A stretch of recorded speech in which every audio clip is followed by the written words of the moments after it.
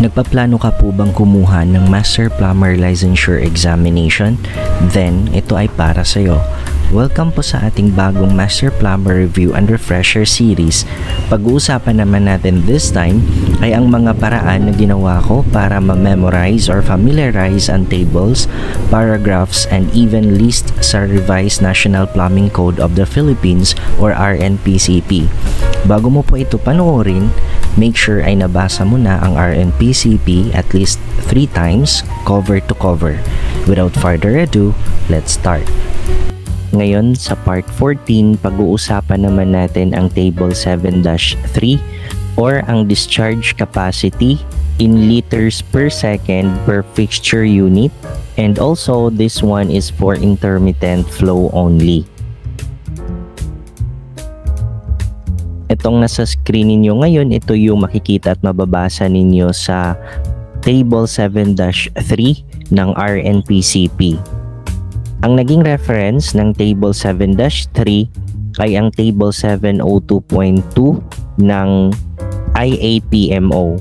At sa makikita natin dito sa IAPMO, yung gamit niya ay in gallons per minute.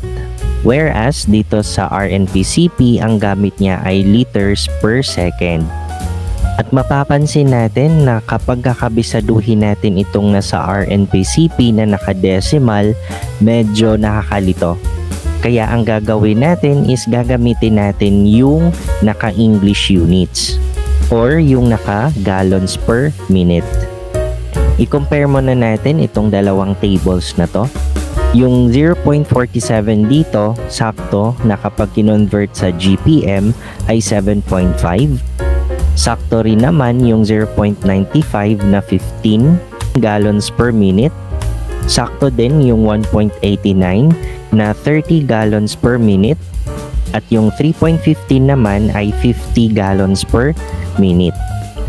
Mapapansin natin na yung 0.50 kasi pag kinonvert natin ay 8, which is okay lang din naman, sakto din naman siya or tama din naman siya na greater than 7.5 or 7 and 1/2. Kaso kung titignan natin yung range, meron ditong nakaligtaan kasi this one ay 0.47, ito ay 0.50. So papaano yung nasa 0.4849? Tama? And sa 1 naman, ang conversion natin dito ay 16 gallons per minute, which is ganun din, tama din naman na greater than 15. Kaso kung gagamitin natin ang liters per second, meron ditong nawawala kasi this one ay 0.90. So paano yung 0.96, 97, 98, and 99? Tama? Then last, itong 1.95, this one ay 31 gallons per minute, which is tama din na greater than 30. Pero kung liters per second ang pag-uusapan natin, nawawala ang 1.90, 91 hanggang sa 1.95. Siguro pwede nating sabihin pag liters per second ang gagamitin, ito ay greater than 0.47. Ito naman ay greater than 0.95. Then yung 31 ay greater than 1.89. So I think ganun yung ibig sabihin dito. And take note for the conversion that 1 gallon per minute, that is equal to 0.06 liter per second. Sa ibang reference naman ay 0.063 liter per second, which is yun yung sinundan ng RNPCP. Either way, ganun pa rin naman yung result, nagkakatalo na lang dun sa decimal places. And kung hindi mo ma-memorize yung equivalent ng 1 gallon per minute directly, pwede mo rin itong matandaan through this conversion na kung saan yung 1 US liquid gallon that is equal to 3.785 liters. Sa ibang reference, ang gamit nila ay 3.78. And then, we all know that 1 minute that is equal to 60 seconds. So, again, kapag nakalimutan yung 1 gallon per minute direct conversion niya to liters per second, so pwedeng gamitin nyo rin itong conversion na to. Okay? And now ay ituturo ko sa inyo kung paano ko na-memorize, and again, ang gagamitin natin is itong naka-gallons per minute kasi mas madali siyang i-memorize. So we have here the table, and of course we have two columns for GPM at saka yung FU or fixture unit.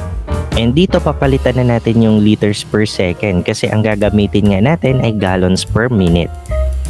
First ay yung first value ng GPM, so that is 7.5. Para maalala ko yung 7.5 na value, inaalala ko tong 7.5 liter na lagayan ng tubig or yung container. Then ang next ay i-multiply lang natin itong 7.5 by 2, and that is equal to 15, which is yun yung sa second value ng GPM. Then, i-multiply natin ang 15 ng 2 ulit, and that is equal to 30. At yan yung third value dito sa GPM natin. Ngayon, medyo magbabago lang itong gagawin natin sa dito sa pangatlong row. Ang gagawin natin ay mag-a-add tayo ng 20. And magiging 30 plus 20, that is equal to 50.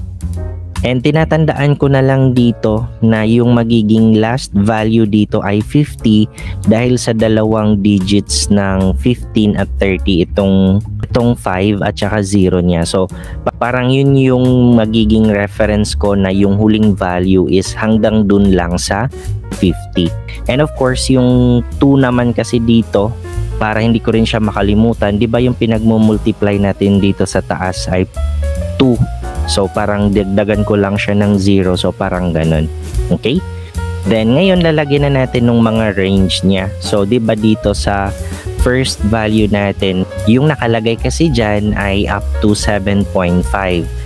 Or pwede nating sabihin na yung gallons per minute niya ay less than or equal to 7.5. Then, ganun na, gagayahin ko na lang yung mga numbers na yan.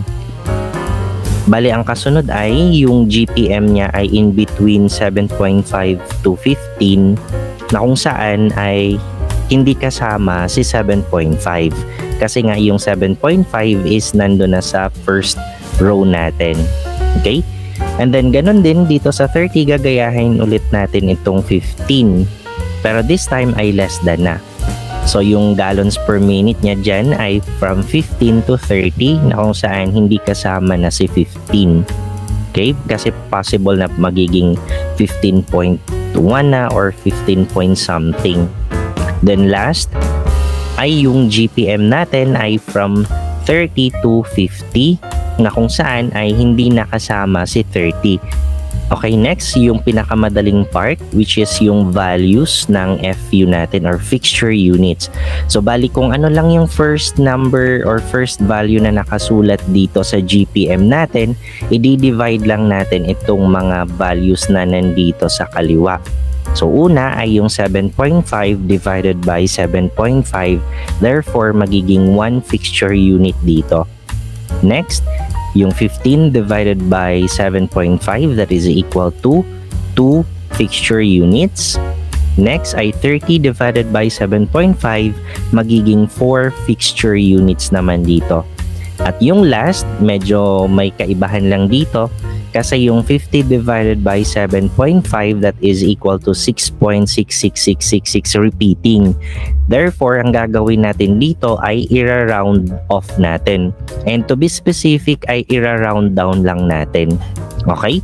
Kasi yun yung nandun sa table. So parang magiging reference na lang natin is yung number 6 na paulit-ulit. Kaya round down ang gagamitin natin dito. So wag nyo na lang yung kalimutan. And after that, wag nyo rin kalimutan yung additional notes sa table. We have here capacity over 3.15 liters per second. Actually, pwede nating gawin na 50 gallons per minute kasi yun yung ginamit natin, no? Yung GPM, and shall be determined by the administrative authority. And then dito, for the second note, di ba alam natin na yung diniscuss natin na table that is for intermittent flow only. So this time is for continuous flow. So for a continuous flow into a drainage system, such as from sump pump or ejector, air conditioning equipment or similar devices, 2 fixture units shall be allowed for every 0.063 liter per second, or pwede nating sabihin na 1 gallon per minute of flow. Diba mas madali siyang i-memorize instead dun sa mahabang value na naka-decimal. Okay? So, ganyan ko lang na-memorize itong table 7-3. And that's all for this part. If you find this video interesting and informative, please don't forget to like, share, and subscribe, and hit that notification bell for more tutorial videos like this. Thank you and good luck, future master plumbers.